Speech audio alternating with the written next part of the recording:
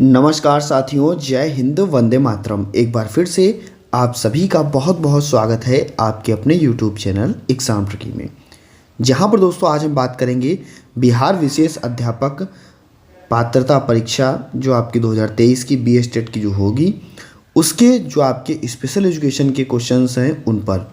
और ये आपके जो स्पेशल एजुकेशन के क्वेश्चन हैं, ये आपके विगत वर्षों में कहीं ना कहीं पेपरों में आपके पूछे हुए प्रश्न हैं। तो दोस्तों शुरू करते हैं आज का वीडियो। और जितने भी हमारे भाई बहन यहाँ पर जुड़े हुए हैं, सभी मित्रों तक वीडियो को शेयर जरूर कर दीजिएगा। प्राथमिक शिक्षा से संबंधित मुद्दों के समाधान के लिए भारत सरकार में जिला प्राथमिक शिक्षा कार्यक्रम को हम लोग क्या कहते हैं? तो हम लोग कहते हैं भैया इसी को क्या कहते हैं? DPEP, यानी कि district primary education programme.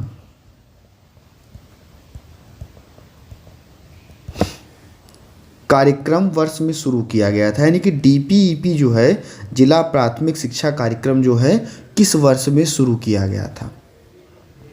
Options आपके सामने हैं, 1986, 94, 2000 और 2010।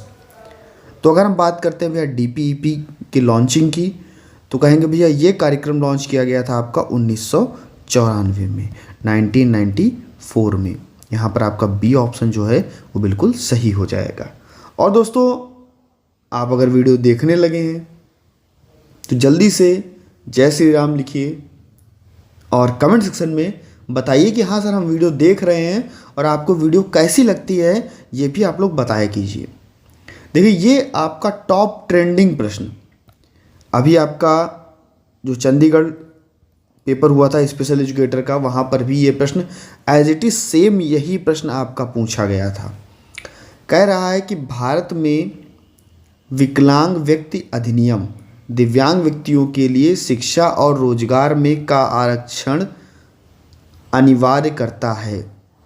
विकलांग व्यक्ति अधिनियम बात कर रहा है भैया PWD की, और PWD तो आपको हो गया सर 1995 में आई, पर्सन विद डिसेबिलिटी एक्ट आपका। और भैया 7 प्रकार की डिसेबिलिटी के बारे में बताया गया। और ये जो आपका PWD था, यहाँ पर 14 अध्याय थे। इस एक्ट में कितने? 14 अध्याय थे। और ये भैया रोजगार में आरक्षण कितने? 3% आरक्षण की बात करता है। और जो आपका नया आया इसी का संशोधित रूप, तो कहेंगे संशोधित रूप आया आपका 2016 में, जिसको हम लोग नाम से जानते हैं किसके? तो आपको होगा सर RPWD के नाम से जानते हैं। और यहाँ पर 4% का आरक्षण जो था उसकी बात की गई, 1% आरक्षण बढ़ाया गया। 60 डिसेबिलिटीज़ यहाँ पर थी, यहाँ पर आपकी डिसेबिलिटीज़ की संख्या 21 कर दी गई। और ये आपके लिए बहुत इंपॉर्टेंट है, RPWD एक्ट 2016। नेक्स्ट हम बात करते हैं मानसिक स्वास्थ्य विकार किसी व्यक्ति के दैनिक जीवन में सोचने, महसूस करने की क्षमता को प्रभावित करता है। मानसिक स्वास्थ्य विकार की बात कर रहा है कि भैया सोचने की क्षमता को, दैनिक जीवन में सोचने की क्षमता को, उसको महसूस करने की क्षमता को, और कौन सी क्षमता को प्रभावित करता है? देखिए, क्या मानसिक स्वास्थ्य विकार मेलजोल को बढ़ाएगा? तो कहेंगे सर ऐसा नहीं करेगा। क्या सोने में प्रभावित होगा या खाने में? तो कहेंगे भैया सोचने की क्षमता, महसूस करने की क्षमता और कार्य करने की क्षमता जो है वो प्रभावित करता है। सी ऑप्शन जो है उसको हम लोग लॉक करेंगे। और नेक्स्ट वेरी वेरी इंपॉर्टेंट प्रश्न, इसको स्टार ऐसे से करके बना लीजिए। यूनाइटेड नेशंस की बात कर रहा है, यानी कि आपका UNCRPD की बात कर रहा है। तो कहेंगे United Nations conversion on the rights of person with disabilities. तो भैया इसकी बात कर रहा है। तो क्या कहेंगे, इसको कब अपनाया गया? तो कहेंगे भैया इसको अपनाया गया, ऑप्शंस आपके सामने हैं, 13 दिसंबर 2006, 7, 8 और 9। तो इसको भैया 13 दिसंबर 2006 में अपनाया गया। UNCRPD को 13 दिसंबर 2006 में अपनाया गया। और कहेंगे कहाँ, तो न्यूयॉर्क में जो संयुक्त राष्ट्र मुख्यालय है वहाँ पर इसको अपनाया गया। ठीक है, तो यहाँ पर आपका ए ऑप्शन जो है आपका सही हो जाएगा और इसको स्टार बना लीजिएगा, है ना। टेलीग्राम ग्रुप ज्वाइन करने के लिए आप जा सकते हैं टेलीग्राम पर और टाइप करिएगा exam tricky for special education और आपको लगभग 13.7K का परिवार वहाँ पर जुड़ा मिलेगा। चैनल पर पहली बार थे, सब्सक्राइब कर लीजिएगा और बेल आइकन में ऑल का ऑप्शन प्रेस कर लीजिएगा। सभी मित्रों तक एक बार वीडियो को शेयर कर दीजिएगा जितने भी आपके ग्रुप हैं, और वीडियो अच्छी लगी हो तो वीडियो को लाइक कर दीजिएगा, कमेंट सेक्शन में बता भी दीजिएगा। नेक्स्ट क्वेश्चन नंबर 5, समावेशी कक्षा बात हो रहा है। देखिए समावेशी कक्षा की बात हो रही है, में परिवेश में शिक्षक की क्या भूमिका है। समावेशी जो कक्षा है उसके परिवेश में शिक्षक की क्या भूमिका है, उस पर हम लोग बात करते हैं। व्यवस्था बनाए रखने के लिए अनुशासन को सख्ती से, देखिए सख्ती से लागू नहीं किया जाता है। किसी पे हमें बर्डन नहीं डालना है, किसी को हमको मार पीट के या हमें आंख दिखा करके काम नहीं कराना है, तो ये आपका गलत हो जाएगा। सभी विद्यार्थियों को समान निर्देश, देखिए अगर सभी विद्यार्थियों को हम समान निर्देश देंगे, मान लीजिए दिव्यांग बच्चा भी हमारा समावेशी कक्षा में होगा और हमारा साधारण बच्चा भी समावेशी कक्षा में होगा, और सभी को अगर हम समान निर्देश देंगे तो क्या वो उन निर्देशों का पालन कर पाएंगे? क्या वे जो दिव्यांगता उन बच्चों को है, क्या वे सामान्य बच्चों की तरह समान निर्देशों का पालन कर पाएंगे? तो कहेंगे सर नहीं कर पाएंगे। एक समावेशी और सहायक शिक्षण वातावरण की सुविधा प्रदान करना, बिल्कुल एक समावेशी चीज की सुविधा प्रदान करना या जो भी सहायक शिक्षण वातावरण है उसकी सुविधा प्रदान करना, तो यही आपका सही हो जाएगा। नेक्स्ट आपका डी क्या है, केवल, देखिए केवल लगा है, पहले हम काट देंगे, केवल उच्च उपलब्धि प्राप्त, गलत है ये, आपका सी ऑप्शन जो है वो बिल्कुल सही हो जाएगा।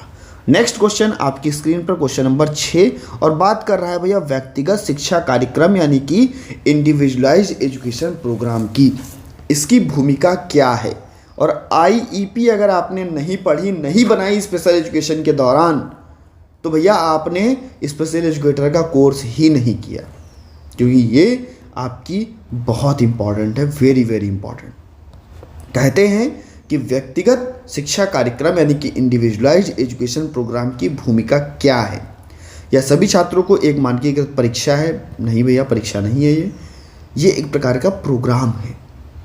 नेक्स्ट हम बात करते हैं, यह एक दिव्यांग बच्चे की विशिष्ट जरूरतों को, देखिए यही होगा आपका हमारे हिसाब से, बाकी और पढ़ लेते हैं। यह एक ऐसा कार्यक्रम है जिसमें दिव्यांग बच्चों को शामिल नहीं, भैया क्यों नहीं शामिल करेंगे। यह केवल शारीरिक रूप से, बिल्कुल नहीं, सभी के लिए या दिव्यांग बच्चों को उनकी विशिष्ट ज़रूरतों को इंडिविजुअलाइज, उनकी व्यक्तिगत शिक्षा कार्यक्रम को, उनकी ज़रूरतों को पूरा करेगा और भैया उनको पूरा करने में उनकी योजना बनाएगा, है ना। तो यहाँ पर आपका बी ऑप्शन जो है वो बिल्कुल सही हो जाएगा। नेक्स्ट हम बात करते हैं, निम्नलिखित में से कौन सा विकासात्मक विकलांगता का एक उदाहरण है। देखिए जब भी विकासात्मक विकलांगता की बात करें तो आप कहोगे सर अदूरदर्शिता, डाउन सिंड्रोम, टूटा हुआ पैर या एलर्जी प्रतिक्रिया।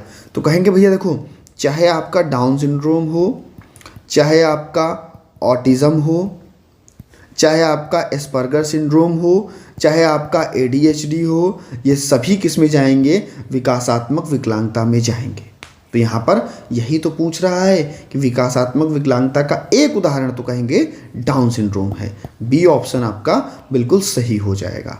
नेक्स्ट हम बात करते हैं क्वेश्चन नंबर 8 की, और वेरी वेरी इंपॉर्टेंट क्वेश्चन बात कर रहा है पाठ्यक्रम संशोधन के संदर्भ में इसके फोल्डिंग, जिसको हम लोग क्या बोलते हैं भैया, ढांचा बोलते हैं, या इसको हम लोग क्या बोलते हैं, पाण बोलते हैं।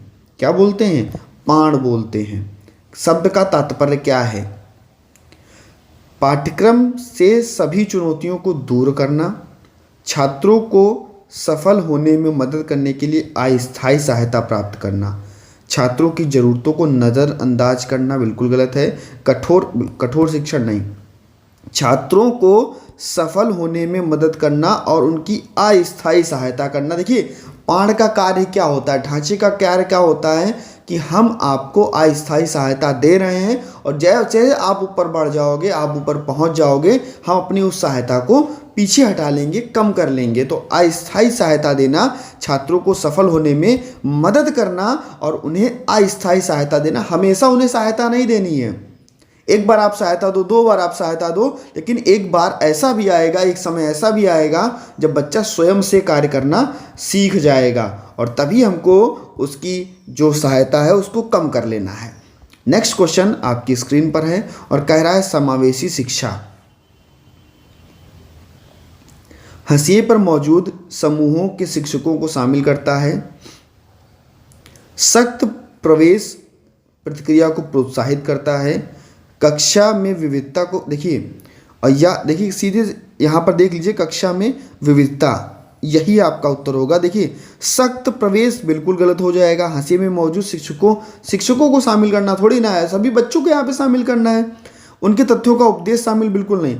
जब हम बच्चे को कक्षा में विविधता, डाइवर्सिटी पर अगर हम ध्यान देंगे, है ना, डाइवर्सिटी कहाँ पर, क्लासरूम की डाइवर्सिटी पर अगर हम ध्यान देंगे तो वहीं पर बच्चों को प्रोत्साहन मिलेगा, क्योंकि वहाँ पर एक हमारा दृष्टिबाधित बच्चा, यानी कि हम कह सकते हैं एक हमारा दिव्यांग बच्चा, या हम कह सकते हैं एक हमारा सामान्य बच्चा, और ये सभी जब हम विविधताओं पर ध्यान देंगे, उनको प्रोत्साहन देंगे, तभी जाकर के हमारा समावेशी शिक्षा का जो लक्ष्य है वो पूरा होगा। सभी का समावेशन समावेशी शिक्षा में बहुत ज़रूरी है और इसमें क्या है, सभी का समावेशन हो रहा है। आपका सी ऑप्शन जो है वो लॉक हो जाएगा। नेक्स्ट हम बात कर लेते हैं और वेरी वेरी इंपॉर्टेंट क्वेश्चन, बहुत बढ़िया बेहतरीन क्वेश्चन। संयुक्त राज्य अमेरिका में पहला विशेष स्कूल, संयुक्त राज्य अमेरिका की बात कर रहा है, कह रहा है पहला विशेष स्कूल बधिरों और मूक की शिक्षण हेतु अमेरिकी शरण स्थल में स्थापित किया गया। कब? ऑप्शंस आपके सामने दिए गए हैं, 11 सितंबर, 4 अप्रैल, 9 सितंबर, 15 अप्रैल। तो कहेंगे भैया कब, तो कहेंगे ऑप्शन नंबर डी के साथ में चलेंगे। 15 अप्रैल 1817 को भैया अमेरिका में पहला विशेष स्कूल बधिरों और मूक की शिक्षा के लिए जो था उसको स्थापित किया गया 15 अप्रैल 1817 को। तो दोस्तों कैसा लगा आपको वीडियो जरूर बताइएगा। पहली बार थे, सब्सक्राइब करने के बाद में बेल आइकन में ऑल का ऑप्शन प्रेस कर लीजिएगा और सभी मित्रों तक वीडियो को शेयर करना ना भूलिएगा। मिलता हूं दोस्तों नेक्स्ट वीडियो में। वीडियो अच्छी लगी हो तो लाइक जरूर कर दीजिएगा।